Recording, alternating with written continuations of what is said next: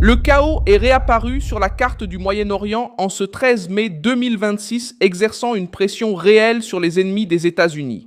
Il découvre que le réseau d'alliés américains a commencé à agir de son propre chef. En silence, lors d'opérations discrètes, à travers des attaques non annoncées et des mouvements militaires qui frappent directement l'Iran, les cartels et les groupes liés au terrorisme. Lorsque Donald Trump fixe la ligne rouge, des alliés qui auparavant attendaient que Washington règle tout commencent à envahir l'espace d'action des ennemis des États-Unis.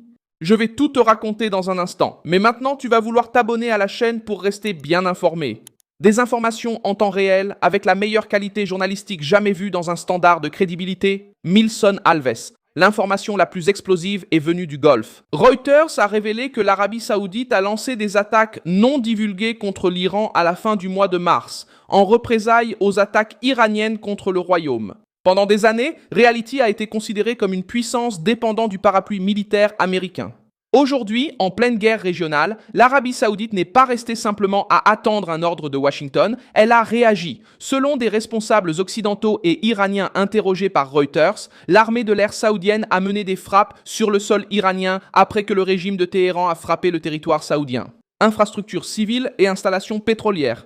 Le détail qui change tout, c'est que ces attaques n'ont pas été utilisées dans la propagande officielle. Elles n'ont pas donné lieu à un défilé militaire et n'ont pas été annoncées comme un spectacle.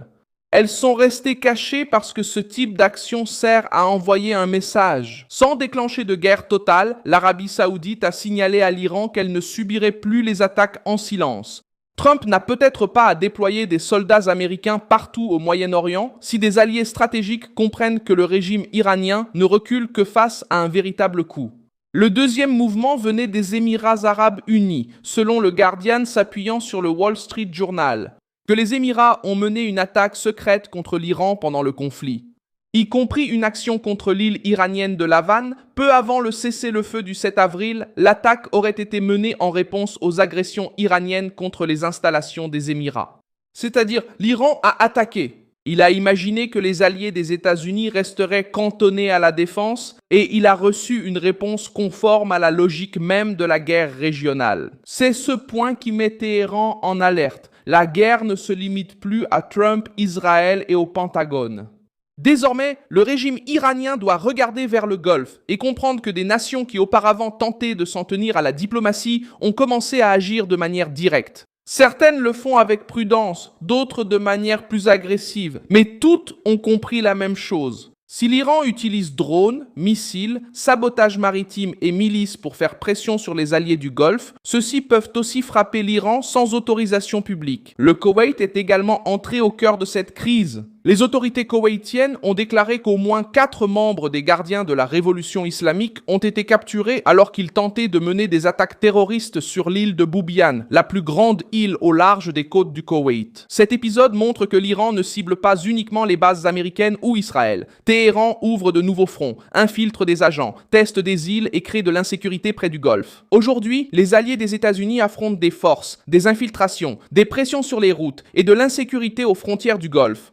Mais maintenant, les alliés sont plus vigilants, mieux armés et moins disposés à accepter que l'Iran déplace ses pions dans l'ombre. La conséquence immédiate est que Donald Trump obtient une table différente. Au lieu d'une alliance immobile, attendant que Washington saigne seul, apparaît un réseau d'alliés qui commence à assumer une partie de la pression. Le Royaume-Uni envoie des moyens militaires pour protéger la navigation et chacune de ces actions réduit l'espace du régime iranien pour faire semblant de contrôler la crise. Le Royaume-Uni a annoncé qu'il enverra des systèmes autonomes de chasse aux mines, des chasseurs Typhoon et le navire de guerre HMS Dragon pour une mission multinationale visant à protéger la navigation. Le ministre britannique de la Défense, John Healey, a présenté le plan lors d'une réunion virtuelle avec plus de 40 représentants d'autres nations. Londres a également annoncé 115 millions de livres pour des drones de chasse aux mines et des systèmes anti-drones. Cela change le poids de la crise. La réponse britannique, ajoutée à la coordination française et à la présence d'autres nations, montre que les Alliés ont compris que la liberté de navigation ne peut pas être otage d'un régime qui utilise la mer comme moyen de chantage. Pendant ce temps, du côté américain, Donald Trump maintient la pression principale sur le programme nucléaire iranien. La différence maintenant, c'est que les alliés bougent aussi. Ils n'apparaissent plus seulement comme des spectateurs d'une guerre américaine, ils apparaissent comme des acteurs qui veulent empêcher l'Iran de transformer le Golfe en une zone contrôlée par la menace.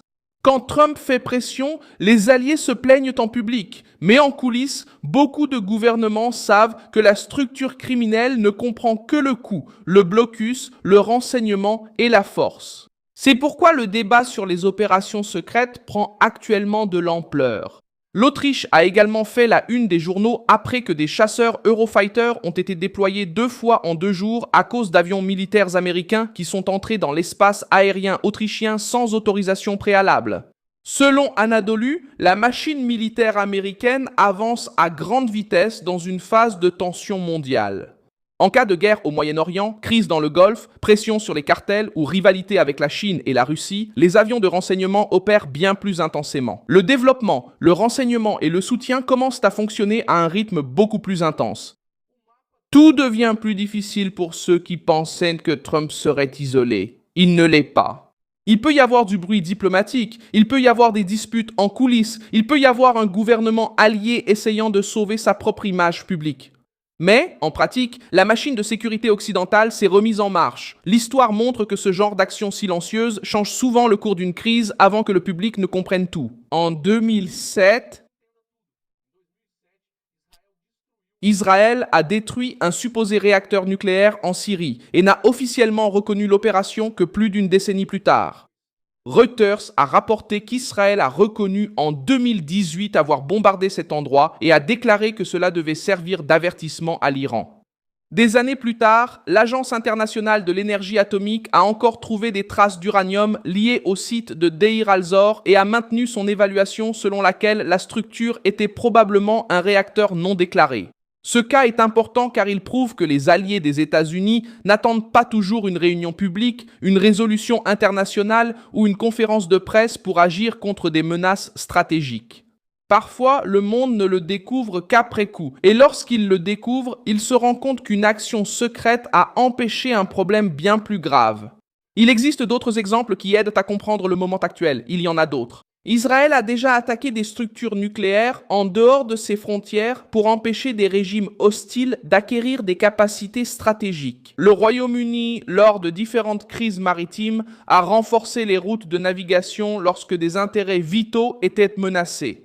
Les nations du Golfe, longtemps discrètes, découvrent maintenant que se fier uniquement à une note diplomatique ne suffit pas lorsque des drones et des missiles frappent des aéroports, des raffineries, des ports et des villes. Ce qui se passe maintenant, c'est ce changement d'attitude en temps réel. Je suis Milson Alves, spécialiste des relations internationales, et mon objectif est de vous tenir bien informé chaque jour en vous disant la vérité. Les liens des actualités sont dans la description de la vidéo. Laisse un like sur cette vidéo, abonne-toi à la chaîne et, à la fin, jette un œil aux commentaires pour que tu sois encore plus engagé avec la communauté. Milson Alves, Amen.